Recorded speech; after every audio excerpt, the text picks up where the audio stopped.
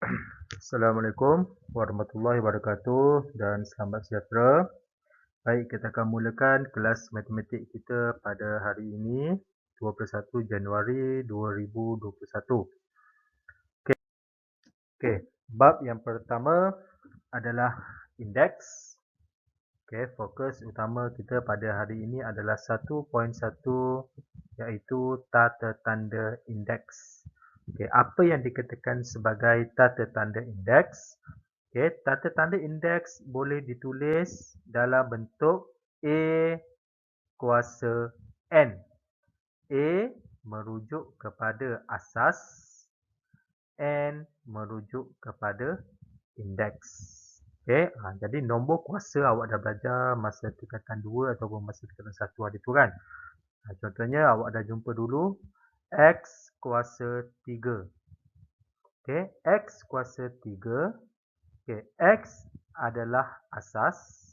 Asas dia adalah X. So, 3 adalah indeks. Okey, indeks dia adalah 3. Okey, contoh lain. 1/3 kuasa 5. Okey, apa asas dia? Asas dia adalah 1/3. Indeks dia adalah 5. Okey? Okey, lagi. 0.7 kuasa 6. Okey, asas dia 0.7. Indeks dia adalah 6. Okey? So, bila sebut indeks, okey, bentuk indeks dia mesti A kuasa N. Okey? Ni. Bila sebut indeks, dia adalah A kuasa N. Okey. Baik. Contoh. Tulis pendarapan berulang bagi nombor berikut dalam bentuk indeks. Okey, dia nak tukar kepada bentuk indeks. Bentuk indeks tadi adalah A kuasa N. Okey, jadi soalan yang pertama, 5 darab 5 darab 5 darab 5 darab 5. Okey, ini adalah pendarapan berulang. Okey. Baik, nak tukar kepada bentuk indeks. Okey, 5. Okey, kuasa. Okey, berapa kali dia darab? 1, 2, 3, 4, 5. So, bentuk indeks dia adalah kuasa 5. Okey. Baik, yang kedua. 0.7 darab 0.7 darab 0.7 darab 0.7. Okey. So, bentuk indeks dia adalah 0.7 kuasa. Okay, kira 1, 2, 3, 4. So, 0.7 kuasa 4. Okey. Ni. M darab M darab M darab M darab M. So, M kuasa. Okay, kira 1, 2, 3, 4, 5, 6, 7. So, M kuasa 7. Okey. Baik. Kalau nombor pecahan, macam mana? Okey, contoh. 2/3 darab 2/3 darab 2/3. Okey. So, jawapan dia. Okey, 2/3. Okey, oleh kerana nombor pecahan, awak kena buat kurungan. Okey, baru kuasakan dekat luar dia. Ada berapa kali ni? 1, 2, 3. So, 2/3 kuasa 3. Okey, jadi bagi nombor pecahan, awak kena buat kurungan. Okey. Okey, kalau terbalik, tukar nombor dan sebutan berikut kepada pendarapan berulang. Okey, kita nak tukar kepada pendarapan berulang. Okey, nombor tadi kita nak tukar kepada pendarapan berulang. Okey, contoh A. X kuasa 6. Okey, X kuasa 6 adalah bentuk indeks. So, kita nak tukar kepada pendarapan berulang. Okey, X darab X darab X darab X darab X darab X. So, X ini akan didarab sebanyak 6 kali. Okey. Okay, B. Contoh. Negatif 0.5 kuasa 3. Okey, tukar kepada pendarapan berulang.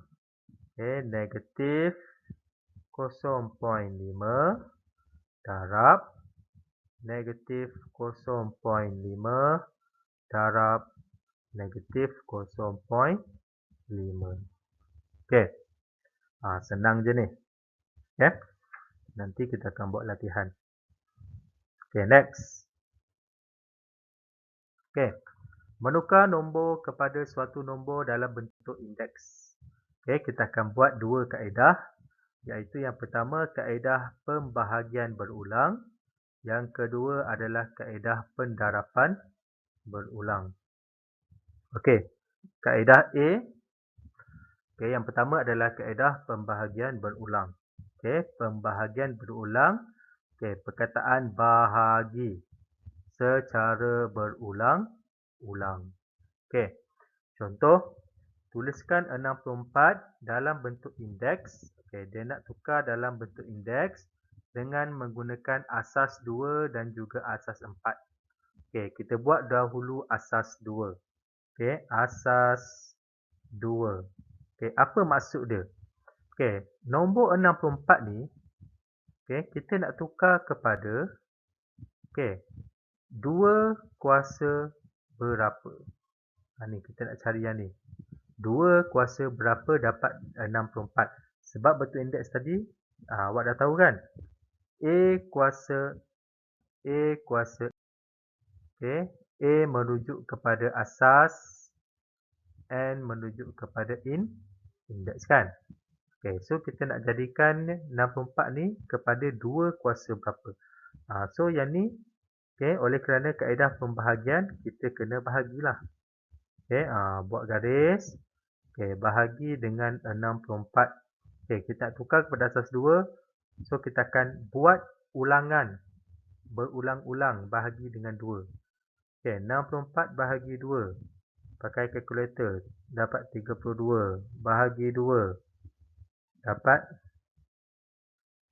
16. Bahagi 2 dapat 8. Bahagi 2 dapat 4. Bahagi 2 dapat 2. Bahagi 2 dapat 1. Okey. Baik. Ini.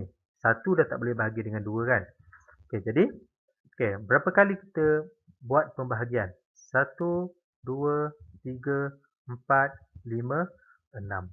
So, 64 tukar kepada asas 2, jawapannya adalah 2 kuasa 6. Okey. Baik. Kalau nak tukar kepada asas 4, tukar kepada asas 4. Maksudnya 64 sama dengan 4 kuasa berapa? Kita nak tahu kat sini. Berapa nilai dia? 4 kuasa berapa? So, sama juga. Kita akan buat pembahagian berulang. 64 bahagi dengan 4.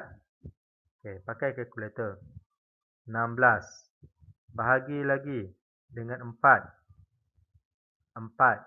Bahagi lagi dengan 4. 4 bagi 4. Tinggal 1. So, 1 dah tak boleh bahagi dengan 4 kan?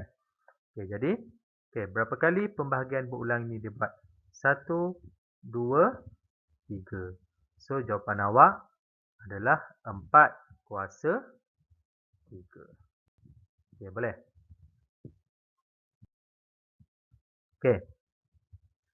Yang kedua, kaedah pendarapan. Bukan A, B. Yang kedua, B adalah kaedah pendarapan berulang. Maksudnya adalah darab berulang-ulang. Soalan yang sama. Tuliskan 64 dalam bentuk indeks dengan menggunakan asas 2 dan juga asas 4. So 64 kita nak jadikannya sebagai asas 2 kan?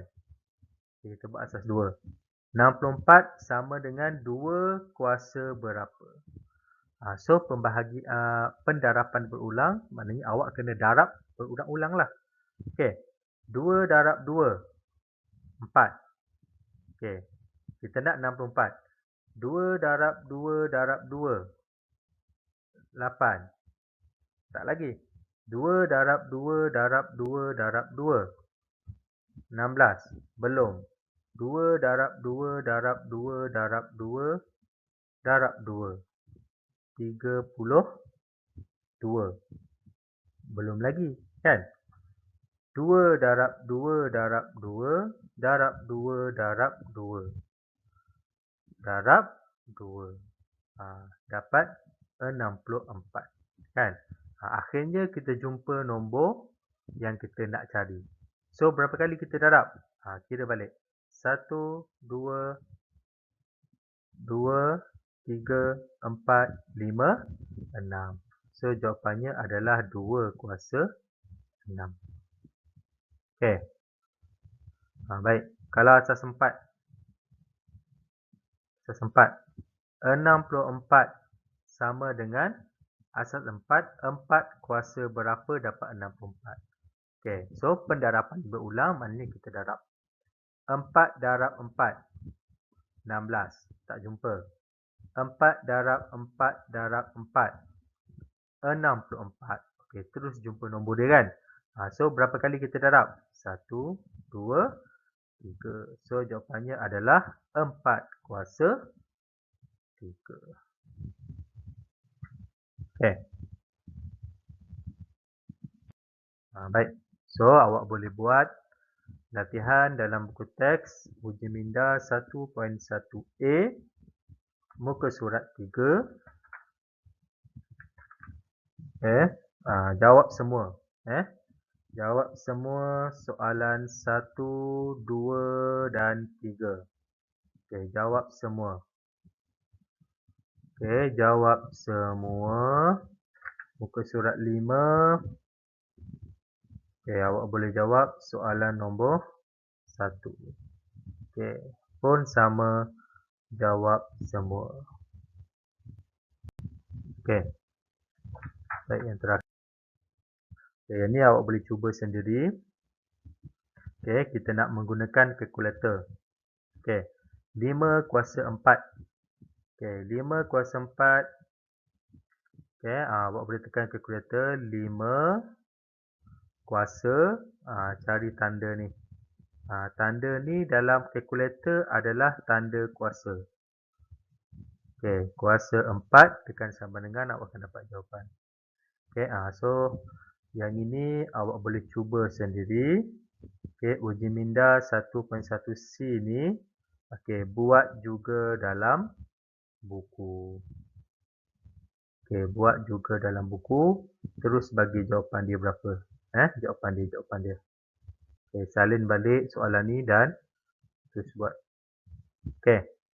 Baik. Itu sahaja untuk hari ini. Kita akan jumpa lagi pada minggu depan. Okey, yang penting siapkan latihan yang saya minta awak buat tu. Buat, siapkan, snap gambar PM personal pada cikgu dan cikgu akan tanda. Okey, kita akan jumpa pada minggu depan iaitu pada hari Isnin. Kita tengok pada jadual. Pada hari Isnin kita akan jumpa iaitu pada pukul 12 hingga pukul 1. Okey, bye-bye.